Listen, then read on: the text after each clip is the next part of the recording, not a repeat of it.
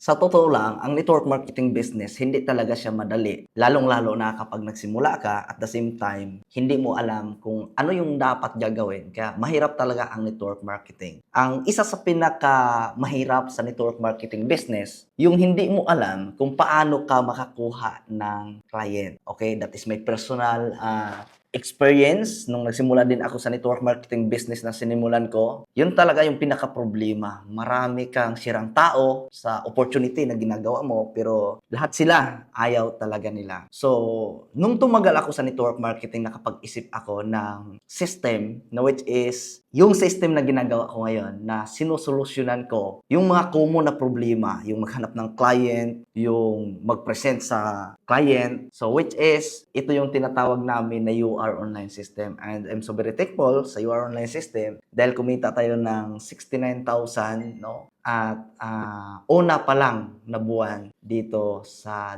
July. Pwede mong silipin yung system na nagawa ko at the same time yung company ko. Pwede mong tingnan kapag nagustuhan mo, magtulungan tayo.